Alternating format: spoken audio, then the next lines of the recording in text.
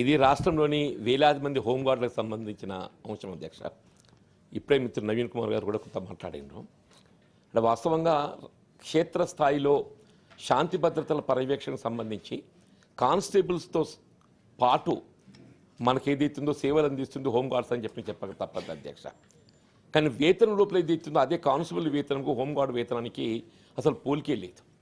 హోంగార్డ్స్ just they are getting a daily 921 rupees, daily 921 rupees. అంటే నెలకంతా వచ్చేది అవుతుందో 27,000 రూపాయలు, 28,000 రూపాయలు లోపు వస్తుంది. వాళ్ళకి హెచ్ఆర్ఏ లేదు, house rent allowance, TA transport allowance లేదు, డిఏ లేదు, ఏది లేదు అధ్యక్ష. ఇంకో చిత్రం ఏంటంటే ఈ నూతన జిల్లాలు ఏర్పడ్డ తదుపరి ఎక్కడి జిల్లా వాళ్ళు అక్కడ ఉండాలన్నా మరి హోంగార్డ్స్ పరిమితమైన సంఖ్యలో ఉండడంతో కొన్ని జిల్లాలలో ఈ ఆర్డర్ టు సర్వ్ అని చెప్పని ఒక జిల్లాకి వెళ్ళి ఇంకో జిల్లాకి వాళ్ళు పంపిస్తున్నారు అధ్యక్ష. ఉదాహరణకు కరీంనగర్ జిల్లాలో కొంత అధికంగా ఉన్నారని చెప్పి అక్కడికి వెళ్ళి ఏదైతే జగిత్యాలు పంపిస్తారు. ఆ హోంగార్డ్ డైలీ ఏదైతుందో కరీంనగర్ నుంచి జగిత్యాలు రావాలంటే వాళ్ళ ట్రాన్స్పోర్టే 200 రూపాయలు పోతుంది రోజుకు. వచ్చే 921 రూపాయలల్లో 100 అప్ 100 డౌన్ పోతే 200 రూపాయలు ఖర్చు అయిపోతుంది. దయచేసి ఏదైతే వారి వేతనాలకు సంబంధించి పంజాబ్లో 2,000 రూపాయలు ఇస్తున్నారు రోజుకు. They are getting about 60,000 rupees per month in Punjab state.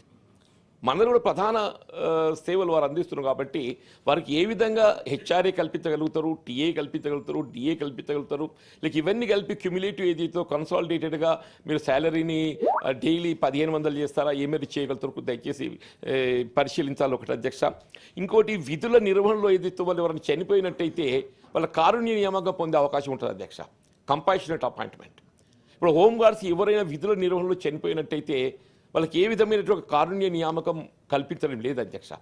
నేను మీ ద్వారా గౌరవ మంత్రి గారిని ప్రభుత్వాన్ని ఏదైతుందో ఈ కారుణ్య నియామకం ఒకటి కల్పించాల్సిన ఆవశ్యకత ఉంటుంది అధ్యక్ష. ఇంకోటి ఏదైతుందో ఈ హోంగార్డ్స్ ఏదైతుందో వాళ్ళు సర్వీస్ అనుభవం కలిగి ఉంటారు కాబట్టి మీరు వైల్ కానిస్టేబుల్ రిక్రూట్మెంట్ లోపల హోంగార్డ్స్ కొంత పర్సెంటేజ్, కానిస్టేబుల్ రిక్రూట్మెంట్ లోపల ఒక 25% ఏదైతుందో హోంగార్డ్స్ గట్ట మనం అవకాశం కల్పించినట్టయితే వాళ్ళు జీవితకాలం అందించే సేవలతోని వారు కొంత భవిష్యత్తు స్థిరంగా కొనసాగేట అవకాశం ఉంటుంది అధ్యక్ష. అట్లా ఏదైతుందో వాళ్ళు ఏ విధమైన రిటైర్మెంట్ బెనిఫిట్స్ వాళ్ళు సేవలు చేసేంతకాలం సేవలు చేస్తారు. సేవలు అయిపోయిన తర్వాత ఆఫ్టర్ రిటైర్మెంటే they will not get even single rupee benefit from the government అధ్యక్ష. ఇప్పుడు వాస్తవంగా ప్రావిడెంట్ ఫండ్ అన్న వాళ్ళకి అవకాశం కల్పించాలి.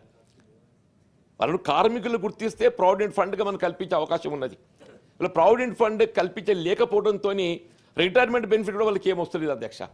మీ ద్వారా ప్రభుత్వం కోరేది ఏంటంటే మీరు ఐదర్ యూ ప్రావిడెంట్ ఫండ్ కల్పించే అవకాశం ఒకటి పరిశీలించండి. రెండోది ప్రతి ఉద్యోగస్తుడు ఏదైతే జీవితకాలం సేవలు అందించిన తదుపరి ఆఫ్టర్ అటైనింగ్ 61 ఇయర్సే వారికి కొంత విశ్రాంత జీవితం గడపడానికి ఏదైతున్నదో రిటైర్మెంట్ బెనిఫిట్స్ కల్పించాలని మీ ద్వారా నేను కోరుతూ ఈ ఆర్డర్ టు సర్వ్ సాధ్యమైన తొందరలో రద్దు చేసి ఏ జిల్లా వల్ల ఆ జిల్లా పర్మిట్ చేసి ఏ జిల్లాలో అయితే హోంగార్డ్స్ కొరత ఉంటుందో you can take up new recruitment చేసుకునే అవకాశం ఉంది అధ్యక్ష అని చెప్పి అంటున్నా. ఆ విధంగా చర్యలు చేపట్టాలి. కారుణ్య నియామకాలు కూడా చాలా అసలు లేకపోవడంతో చనిపోయిన కుటుంబానికి అసలు ఏ విధమైనటువంటి ఆధారం భద్రత లేకుండా అయిపోతుంది అధ్యక్ష.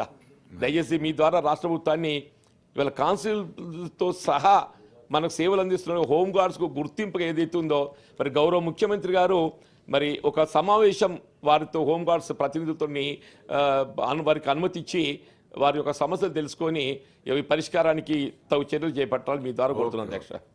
రవీంద్రరావు గారు.